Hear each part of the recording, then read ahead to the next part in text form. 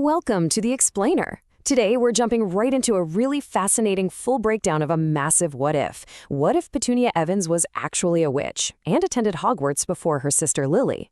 We are going to completely unpack the Emerald Letter alternate timeline.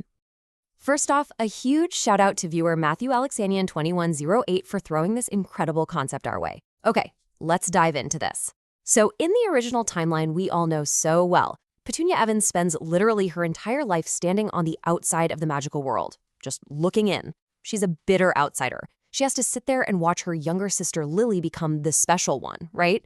But imagine for a second, what if that owl came for Petunia first? Because she's older than Lily, she'd naturally be the first to turn 11. Just picture the absolute shock on her parents' faces and the sheer thrill for Petunia. Instead of being the so-called normal one left behind in the mundane world, she is thrust right into the spotlight. In an instant, she goes from being the ultimate outsider to the chosen one of her family.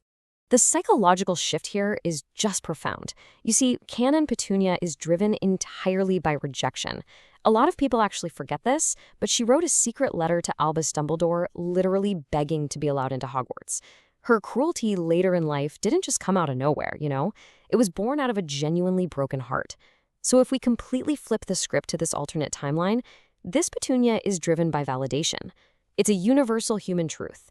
When we finally get that acceptance we desperately crave, it fundamentally changes how we walk through the world.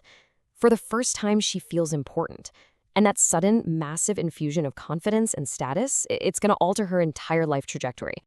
Now, when Petunia finally steps into the Great Hall at Hogwarts and the Sorting Hat is placed on her head, where does she actually go?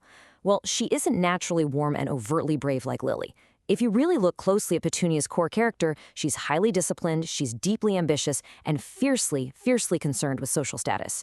Honestly, her natural talent for spying on the neighbors over the garden fence, that is a classic Slytherin trait in the making. People so often forget that Slytherin House isn't just about being the evil house. It values ambition, self-preservation, determination, and social intelligence. Petunia absolutely wants respect. She wants control over her life, and she absolutely despises feeling inferior. So it's pretty much a guarantee she would be sorted right into Slytherin. Now, what's really interesting about this is where we hit an incredible, terrifying tension. Petunia is entering the magical world during the absolute peak of blood purity politics. Slytherin House, especially back in the 1970s, is packed with wealthy, pureblood families who actively look down on Muggle-borns.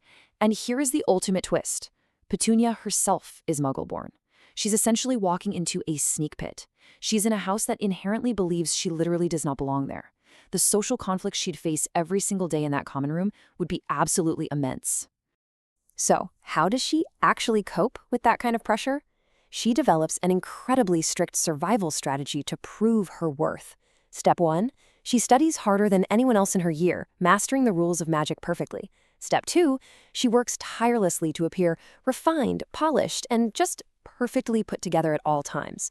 And step 3, she completely hides absolutely anything that reminds her peers of her non-magical upbringing. Inside, she would likely become deeply insecure, right? But on the outside, she's projecting this intense aura of superiority. She wouldn't hate magic in this timeline, not at all. She'd cling to it desperately because it's the only thing giving her status. Fast forward a few years, and Lily Evans receives her own Hogwarts letter. But unlike the original story, Lily isn't entering this massive, unknown world all by herself. Petunia is already a witch, she's experienced, and she already commands a certain level of respect.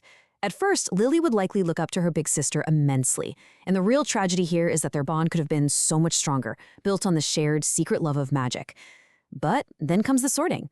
Lily is placed in Gryffindor, while Petunia remains heavily entrenched in Slytherin. And that systemic house rivalry inevitably and just heartbreakingly begins to tear their sisterly bond completely apart. And this brilliantly illustrates how the two sisters become living symbols of completely opposing magical worldviews.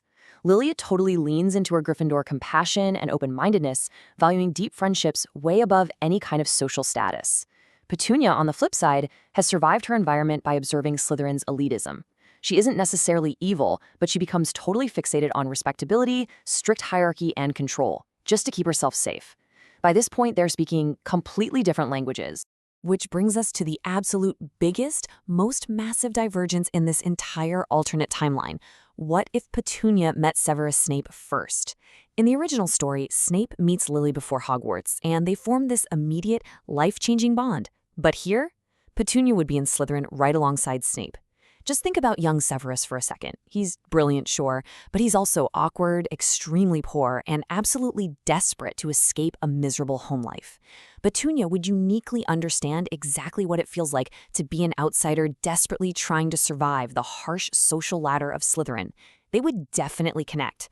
Not romantically, but intellectually, socially, and most importantly, strategically. Let's see how this builds, because this unexpected friendship triggers a devastating domino effect.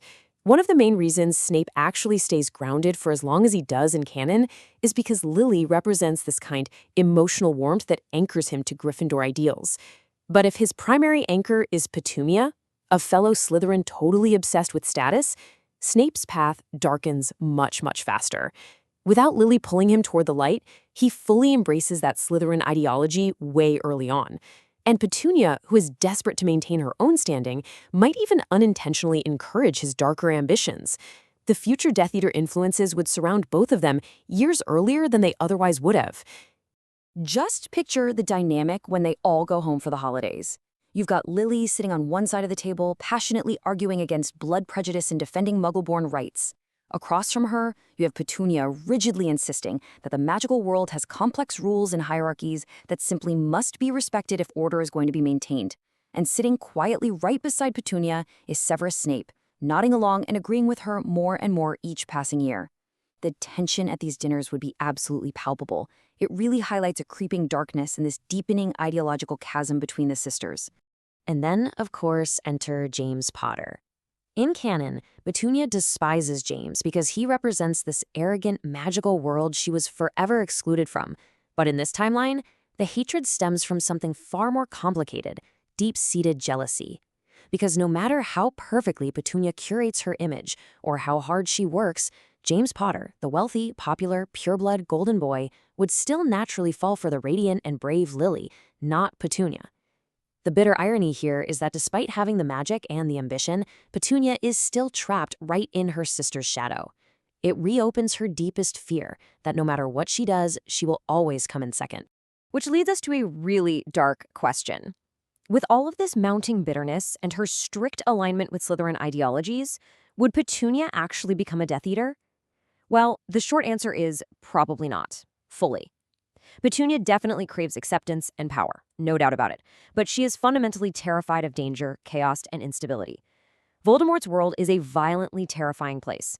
So while she might harbor a ton of resentment, her instinct for self-preservation would very likely prevent her from actually rolling up her sleeves, engaging in outright warfare, or taking the dark mark herself. Instead, she fits perfectly into the classic definition of a passive enabler. It's a dynamic we actually see throughout history, someone who quietly supports elitist systems just because it benefits their own social standing, all while conveniently ignoring the real-world violence it causes. But here is the truly terrifying part of this whole scenario. Even as just a passive enabler, her ideological influence remains the most dangerous element of this entire timeline. Why?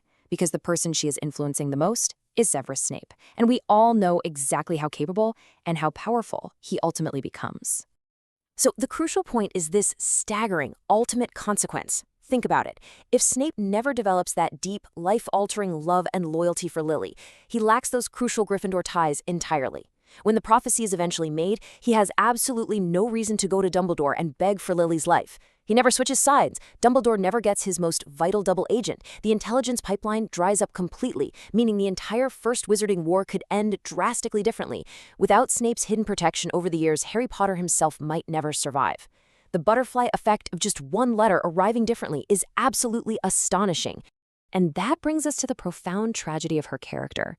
It really boils down to this. It wasn't just that she was born non-magical in the original story. It's that she always wanted significance so badly that rejection poisoned her. Even in a timeline where she's surrounded by magic, that desperate need for significance would still haunt her.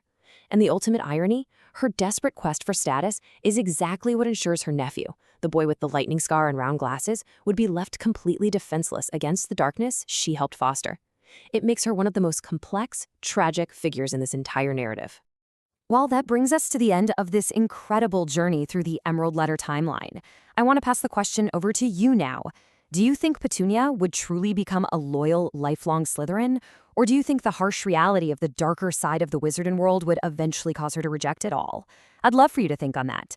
Also, what if scenarios should we dive into next? Let me know. Thank you so much for joining me on this explainer. Until next time, keep questioning the story.